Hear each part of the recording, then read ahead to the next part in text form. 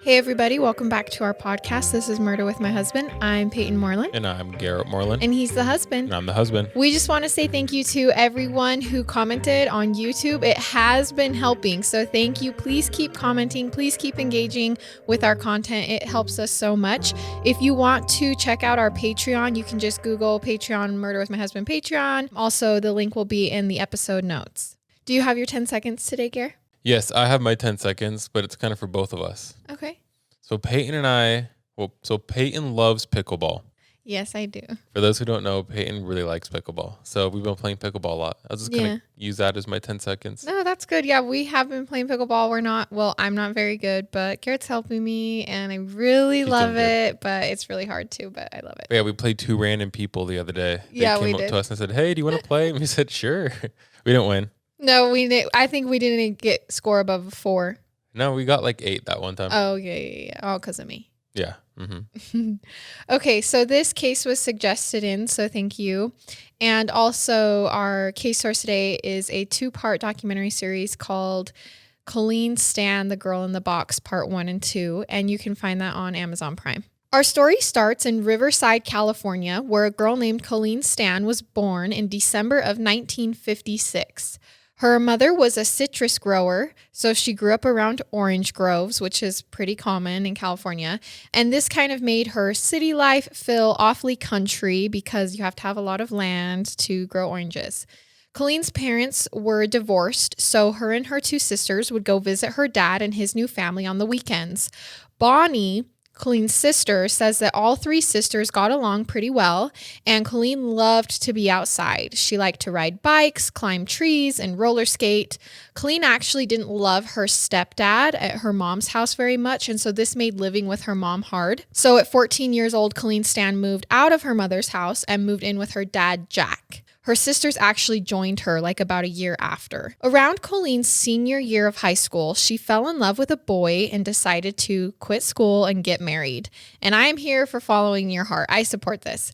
But sadly, the marriage ended after only about a year, and so Colleen moved back home. But she didn't want to be home. She was a young adult. She wanted to see the world. She wanted to explore and meet new people. She had such a free spirit, which made her fit right in the 70s.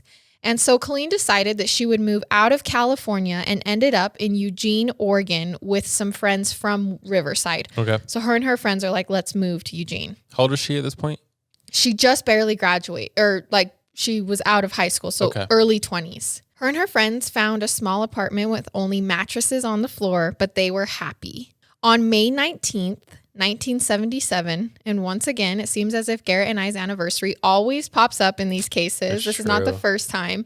So it's May 19th, 1977, and Colleen decided that day that she was going to make her way back to California, to Westwood, to surprise her friend for her birthday. So she's in Oregon, and she's like, I'm going to make my way back to California to surprise my friend for her birthday. It was about a 400-mile trip, and Colleen, without a car of her own, would need to hitchhike the whole way. Okay. Uh-oh. As we know, hitchhiking in the 70s was fairly normal if you didn't have a car. But as we know now, also, it was very dangerous. So Colleen catches a ride and makes it all the way to Red Bluff, California by the afternoon. And once dropped off there, she walked up the ramp to Highway 36. She only had about 100 more miles to go. 20-year-old Colleen stands on the side of Antelope Boulevard with her thumb out. A car pulls off to offer her a ride, a car full of boys telling her that they will take her wherever she wants to go. Colleen says, absolutely not. Another car with a young couple pulls over, but they aren't traveling as far as she needs to go, so that doesn't work out either. It's not until a couple days later, when Colleen's family and friends haven't heard from her, and she had never shown up to her friend's birthday in Westwood, that people begin to suspect that something had gone wrong. Okay. On the 4th day of Colleen missing, her roommates filed a missing person report with the Eugene police. Police ask around, but there is not much going on when someone goes missing hitchhiking because they have no idea where they even ended up, where to start. They could have just ran away. There's a million things. Strangers, there's no ties. It's hard. So days turn into weeks and nothing comes up. Colleen is still missing. Colleen's family begin their own search after about a month of no clues. They retrace Colleen's route from Eugene to Westwood, filing missing person reports with every single police station as they go along. Months go by and there's no trace of her. She literally vanished. After 4 years of a stagnant case, Colleen missing. Oh my gosh. Colleen's family had all but lost hope.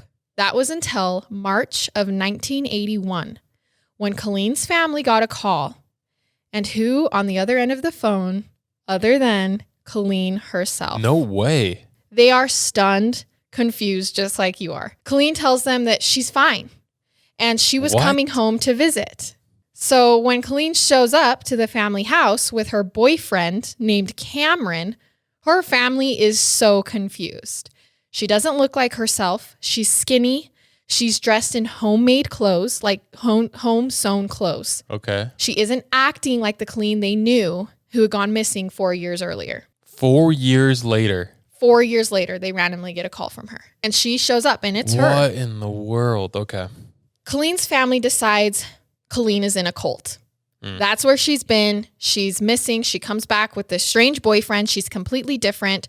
She just dropped off the face of the earth without a clue. And now she's just randomly back. She's definitely in a cult. This is where she's been. And they decide not to push her on it or to pressure her for fear of scaring her away again. They don't want to be like, well, what are you doing? Where have you been? Why aren't you calling? Because they are worried that if she is in a cult, they're going to be like, you can't talk to your family anymore. So they believe if they accept her for what she's doing and don't ask a lot of questions, she will continue to visit them. Colleen's boyfriend, Cameron, this mysterious boy, or guy really, who showed up with her. Yeah, how was he? What was he like? He was older than her. And he didn't stay long. So they don't really know that much about him. He kind of dropped her off, walked her inside and left. They caught up with her. You know, they go through family albums. This is what's been going on the past 4 years. They do tell her like, hey, we've been searching for you. We thought you were dead. Like, yeah, but they don't push it. She's like, oh yeah. And it just kind of is left up in the air. Okay. So Cameron comes back the next morning. Colleen sleeps there. And her boyfriend comes back the next morning to pick her up. And the family takes a photo of the couple. And Colleen throws her arms around Cameron and they both smile big and then they go. And Colleen's family wonder, will we ever see her again? Like, when's the next time? She promises she'll see him again, but when's the next time? Months go by. And then a year, no word from her. Their fears coming true.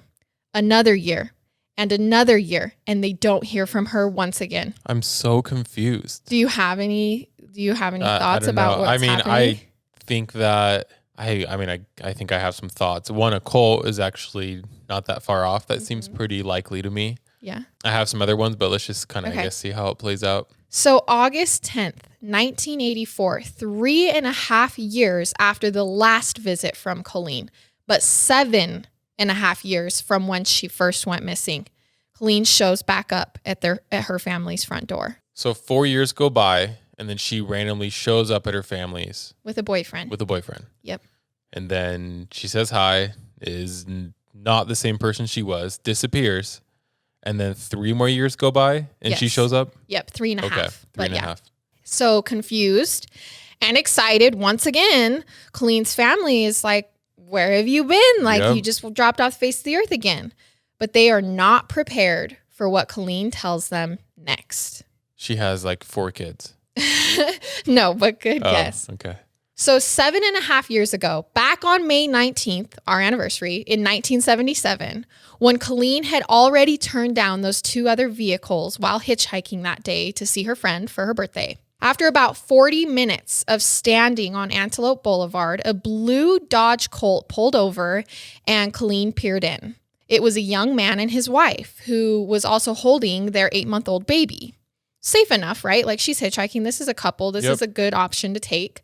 So Colleen told them she was needing to get to Westwood, California, and the couple tells her that they are heading that way and they can totally give her a ride. Colleen hops in the back seat and is grateful to get a ride from these nice people. Small talk is pretty usual when hitchhiking, but this young couple is asking Colleen a lot more questions than normal. Where are you from? What's your name? How many family members do you have? And Colleen begins to feel uneasy pretty soon after getting in the car. The couple stops for gas and Colleen gets out and goes to the bathroom. And she has a thought while in the bathroom to just walk away. Yeah. Don't get back in the car, find another ride. Like you're feeling a little uneasy, but she ignores it. She's like, okay, you're overreacting. And she continues, she just goes back out and gets in the car. And when Colleen gets back in the car, she notices that the couple had moved, she's not sure where from, a small wooden box sitting in the back seat next to her. So it's on the seat. And it's just like a wooden box. The couple, their baby and Colleen continue on the trip. And then the man suddenly tells Colleen, hey, we were actually going to stop at some ice caves. Do you mind? And also, do you want to join? And Colleen agreed. She feels stuck. This is her ride. They're in the middle of nowhere at this point. And so she's like, sure, I guess I can ride along with you while you go to these ice caves. And so when they pull over for the presumed stop that would be these ice caves, the man and his wife promptly jump out of the car, and the wife brings the baby over to a stream that's nearby the road and begins playing in the stream with the baby. And so Colleen is kind of unsure, so she's taking her time. And as she goes to get out of the car, the man opens the rear door for her. And then as Colleen goes to step out, she notices that the man is holding a knife in his hand. Oh, of course he is. So he puts Colleen's hands behind her back and he handcuffs them. Colleen is like, what is happening? Like, is this really happening to me right now? Like, did this guy really just open the back door and get in here with me and is handcuffing me? Yeah. And so with the knife against her throat, the man asks Colleen if she will do what he tells her to do. Colleen says yes. He then lays Colleen down on the rear seat, and this is when the little box that they had put in the back near her started to make sense. It was a small box with a circle opening on one side, just like a circle, a hole in the box. And the man opened the box up, stuck Colleen's head in the box, and closed it back up. So her neck was sticking through the circle part that she saw in the box. So she has a wooden box over her head in the back seat. So she literally can't speak because she has this head restraint gag device that's covering her mouth. And now she has this box over her, which is super claustrophobic. Her head's literally stuck in a wooden box. The man undoes Colleen's sleeping bag that she had packed up with her and was hitchhiking with and lays it over her body in the back seat. Because keep in mind, he had laid her down. So the wife gets back in the car and says nothing. And this is when Colleen realizes that she knew he was going to do this. The wife knew that the husband had planned this and everything, and she had been in on it and wasn't saying anything. Can you imagine how scary that is? Oh my gosh. I have the chills right now. Yeah. So Colleen is just sitting in the back of the car, and this couple drives around until it gets dark outside. Now, I'm going to just warn you, this next part of the story is going to be a little bit more graphic than our other stories. So if you don't want to hear that, you can either skip ahead or just move on to a different story. So this car ride, literally from hell, eventually stops, and the man takes the wooden box off of Colleen's head and walks her up to a back door on a house blindfolded. He takes her to the basement of the house, stands her up on a stool, undresses her, takes her handcuffs off and switches them out with leather restraints that he then hooks to the ceiling. So she's on a stool, her arms are hooked up to the ceiling. Yeah, I think I know where this is going. He then kicks the stool out from underneath her, so she's hanging by her arms, which I don't think we can even imagine how painful that would be. The man then gets a whip out and uses it. Oh my gosh. Yeah, and there are some S&M magazines on the table in the basement, so we kind of can feel where this is going. And then the wife comes downstairs, obviously after putting the baby to sleep, and the couple begin to engage in sexual acts while Colleen is strung up. The man in the basement that had kidnapped Colleen that day was 23-year-old Cameron Hooker. He was a lumber mill worker, and his wife was 19-year-old Janice Hooker. And they were, without regret, taking all of Colleen's innocence away in that moment. When Cameron came and unhooked Colleen, she was relieved, but it didn't last long. Cameron put the wooden head box back on Colleen, blinding her. She couldn't see. So he took the blindfold off and put the head box back on. He then stuffed her into another box from the neck down, where he chained her up in the box. She was chained by her legs and her arms inside the box. Oh my gosh. Yes. This is crazy. So she's chained inside a big box with a little square cut out at the top for her head to peep through. And then where her head's out, there's another box on top of her head. So it's two boxes. And then Cameron went upstairs and he leaves Colleen alone in those boxes chained up overnight. Think about the position she's in with her neck poking out. Do you know how uncomfortable it would be to sit there for 12 hours chained up like that? So Colleen felt so scared the first night. She could not breathe in the head box. She was gasping for air. The only air she's getting is by the space by her neck. So her wrists are aching so bad. She prayed over and over to get enough air to not die. And when the morning came, she was so exhausted from literally fighting to live all night long. Yep. The next morning, Cameron removed the head box and chained Colleen to the top of a table by her arms and wrists in each corner. He then put the head box back on her and he left her there. So Colleen started to figure out, this is what this is going to be. I'm never really going to see the light of day. My head's always going to be in this box, and there's just going to be new ways of torturing me. As the days went by, Colleen tried her best to keep track of time. She could feel the temperature changes throughout the morning to night. There was no windows in the basement. And so she was like, okay, it's hotter, now it's colder. That's a day. And that's how she was keeping track of the days. She was suspended and whipped almost every night, as well as put in the box every single night.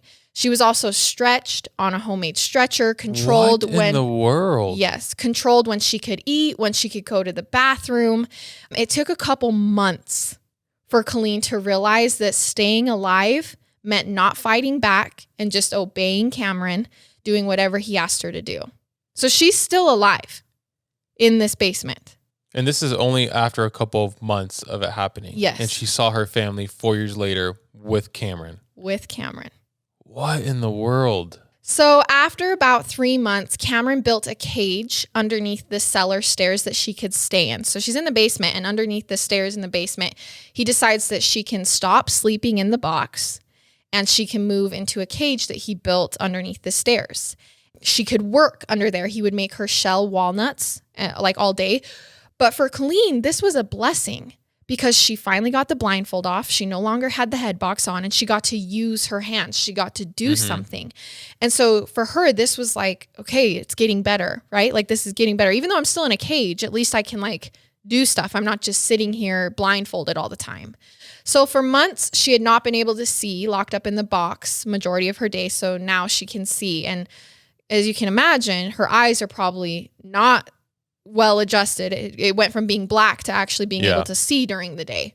So by January of 1978, Colleen had been missing for 8 months when Cameron handed Colleen a contract that made her his personal slave for life, with all these details attached. It's like a real piece of paper. He's like, you need to sign this contract to be my slave for life.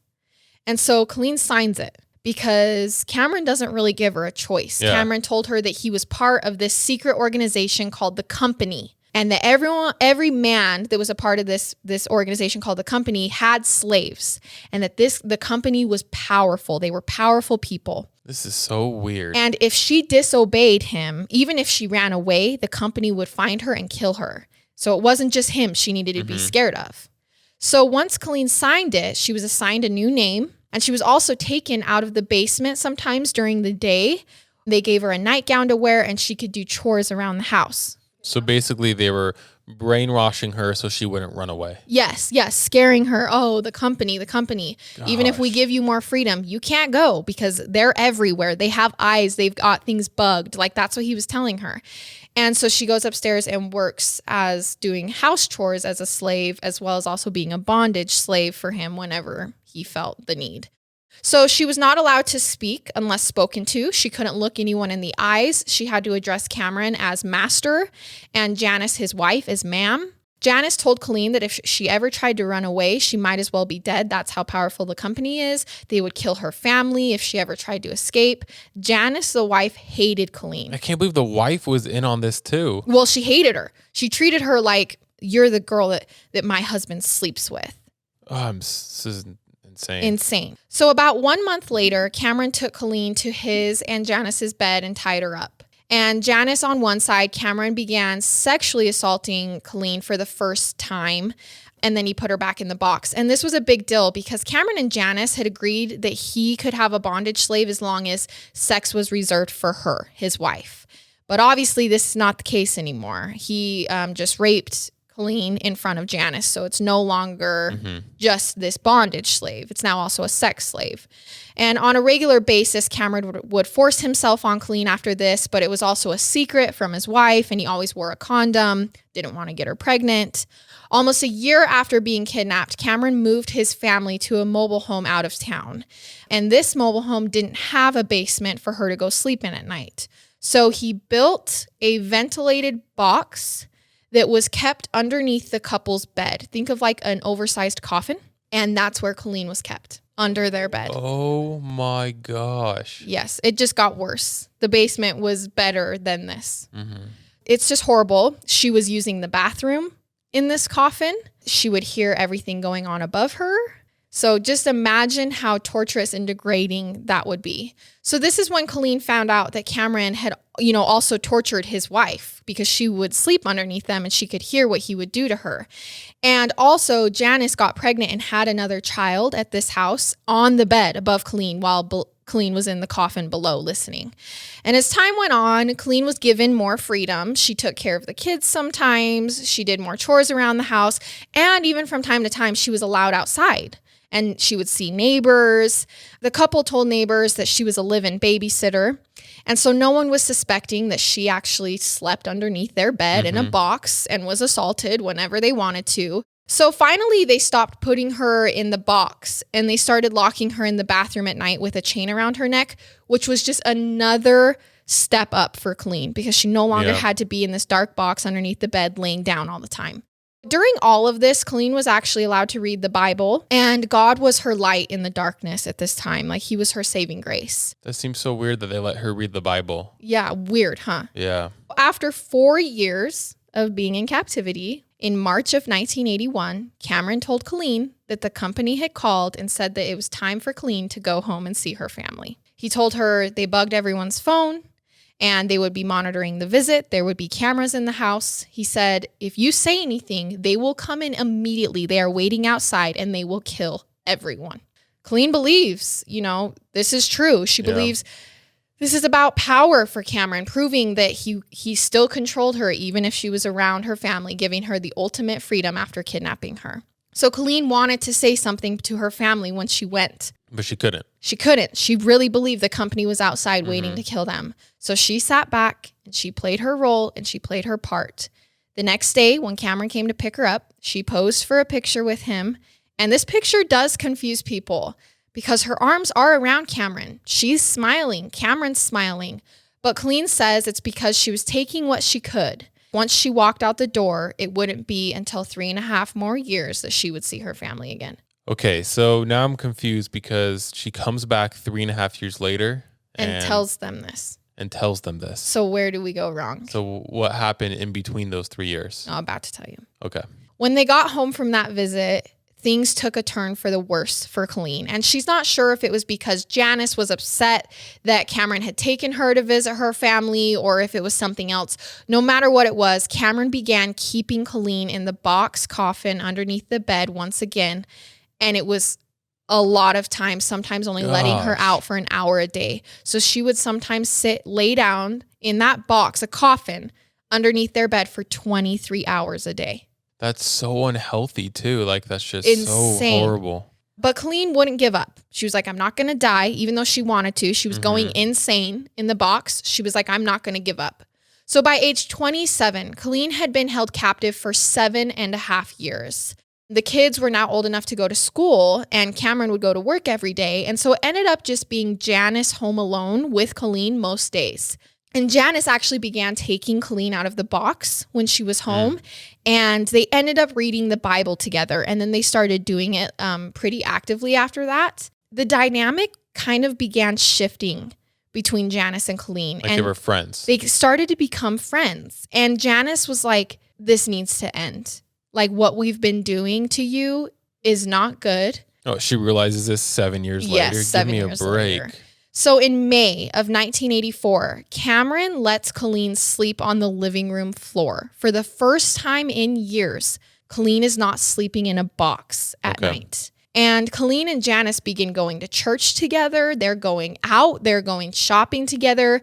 And they finally decide that it would be okay if Colleen gets a job cleaning hotel rooms nearby during the day. So Colleen's going out by herself during the day, but she is told that the company's watching her every move. And Janice and Colleen kind of become like sister wives. Like, I don't know how to explain it, but they form this bond together over the fact that Cameron is like acting as their husband kind of, but Cameron's not acting like Colleen's husband. Obviously, she's a victim in this situation, but they start to form that bond a little bit. And Janice ends up going to their pastor and kind of describing the situation, but not like she's a slave, more like, we have this love triangle going on. Do you think this is okay with God? And the pastor's like, no. God does not approve. Janice decides to go to Colleen's work after that. And she tells her, hey, the company and that slave contract you signed and the underground network he's told you about, it's not real. There is no company, sweetie. And so Colleen's world is rocked. Like she fully believed that there were men watching her every move all the time, that there were men sitting outside the house when she went to visit her family, that if she ever disobeyed Cameron or tried to escape, that she would be killed instantly. So August 10th, 1984, the next day after Janice tells her that the company's... She takes off. Colleen buys a bus ticket. The company wasn't real. She wasn't actually a slave bound by a contract. She calls Cameron from a payphone at the station and tells him, I'm not your slave. I know the company's not real and I'm leaving and there's nothing you can do about it. So after 2,641 days, Colleen gets on a bus and leaves for home. Holy crap. She's overwhelmed. Yeah. But she's physically free. But is she mentally free? Yeah. Colleen refuses to go to the police after telling her family all about this, about the last 7.5 years as a slave. Is she just scared? She's just scared, and so much time has been taken away from her. And she also says, no one's going to believe me. I had a job. I came home and saw you guys. No one is going to believe that I was there as a slave. No one's going to believe that I was mentally enslaved by these people when I had as much freedom as they had given me. Like, she's like, no one's going to believe me. And I'm embarrassed and I don't want to go. Janice reached out to Colleen after, the wife, and begs her, please don't go to the police. Like, I'm glad that you're home with your family, but please don't go to the police. Screw her. Right? And give Cameron a chance to change. Like, we had given you all this freedom. He was moving on. Give him a chance to change. That's ridiculous. Almost She's like crazy. She almost made it seem like Cameron let her go, not that Colleen had escaped. Cameron wasn't ever going to let her go. He was just giving her more freedom to prove that he had all this control over her, no matter how much freedom he gave her. Can't believe that the wife is okay with this for 7 years, then goes, it's fake. Yeah, it's fake. It's bad. I'm sorry. Like, yeah. So Colleen's like, don't worry, I'm not going to the police. They're not going to believe me anyways. Colleen tries to move on. She struggles, obviously, though. Yeah. She was depressed, anxious. She felt unworthy. She's also sick because you can't sit in a box for almost 7.5 years and be physically well. Yeah. She felt like a stranger in her own home. She would go to work with her dad every day because she didn't want to be home alone. She ended up getting a job at a local hospital cleaning, and she tries to wrap her head around dating, but she's like, I don't think I could ever date again. Around this point, Janice calls Colleen after picking up her kids and leaving Cameron. So Janice leaves Cameron. She's like, I'm done. I'm leaving him. And she calls Colleen and she says, hey, I picked up the kids. I've left Cameron. Oh, and by the way, I went to the police and told them about you, so you can expect a visit from them. What? Yes. Janice had told police that her husband, Cameron, had abducted Colleen Stan and held her as a sex, bondage, and house slave for 7.5 years. And that on January 31st, 1976, 8 years earlier, about a year before they abducted Colleen, Cameron had also kidnapped 20-year-old Mary Elizabeth Spanicki, who was still listed as a missing person. Oh, and he had killed her. Oh, so this wasn't the first time. Wasn't the first girl. She was hitchhiking a block away from her home when Cameron and Janice stopped and picked her up, and they subdued her. They boxed her head up in the head box. They tied her up and they took her to Red Bluff, back to the house. And while there, she was screaming and wouldn't stop screaming. And so Cameron said, I'll cut your vocal cords if you don't stop. She didn't stop. He cuts her vocal cords and accidentally kills her. because you can't really cut someone's Yeah. neck. Like there's an artery there. They rolled her up and they took her out to the car where they drove to Highway 44, found a side road. They dug a grave and they buried her. This is what she tells police. Okay. And then about a year later, they abducted Colleen and kept her for 7.5 years. That they were originally wanting to keep Mary for 7.5 years, but she had died. Well, longer than 7.5. Yeah, they were going to keep her forever, right? So Janice tells police that she met Cameron when she was 15 years old and that she didn't know any difference than this brutal sex life and this bondage life that he had created. And it took her a long time to realize that this wasn't normal. She was tired of the torture that he was putting on her, so she agreed to help him kidnap a woman to take her place so that she wouldn't have to be the one sitting in the box and she wouldn't have to be the one being tied up. So she was pretty brainwashed as well. So Janice was actually offered immunity to testify against her husband and to find the remains of Mary. Okay. That's just a hard whole conversation. Nother, But they could never actually pinpoint the place where they buried Marie. She could never re-find it. And so this means that they only had Janice's word about what happened and Colleen's. So when police call Colleen and they meet with her, she tells them her story and about a picture that she had actually seen in the basement in those first couple months. And she could see it next to her purse that was there from when they had taken her. He put all her belongings in a corner and there was a picture in the corner. And that picture was of Marie. The girl in the picture was Marie, this girl that he had kidnapped before her.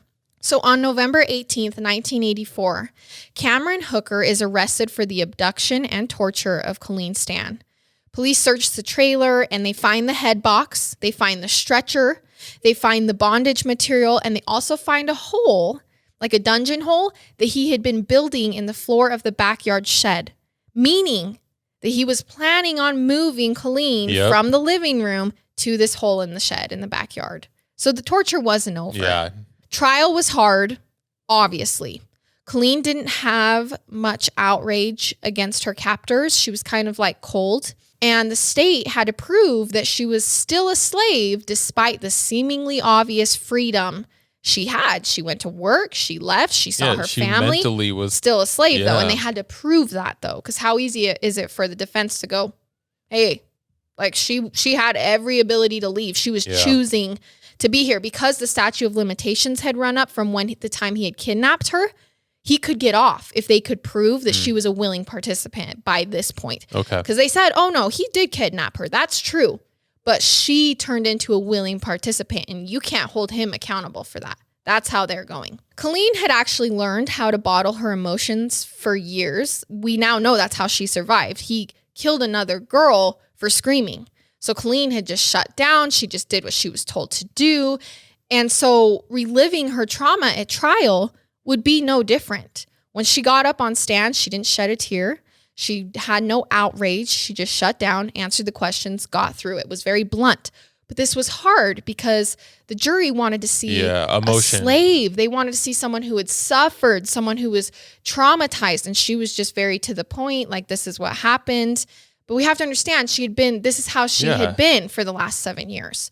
So the biggest impact at trial was Colleen talking about life in the box. They brought the real boxes in and they had other people climb in and show what it would be like to spend 23 hours a day in a coffin underneath someone's bed. They had Colleen explain how she couldn't breathe in the box. She was starving. She was going to the bathroom in the box and how insane that would make someone. Yep. She explained the torture of being shocked, being burned, being stretched, all these horrible things at trial. She had to do this. So the defense comes back and they surface some letters that Colleen had actually written to Cameron during and after her enslavement.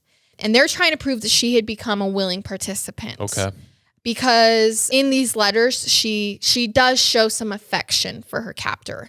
And there's also the picture of her with her family in Cameron that makes it shows that she's happy. And what does this mean? And that she had a job and she was saying nothing. It was so hard.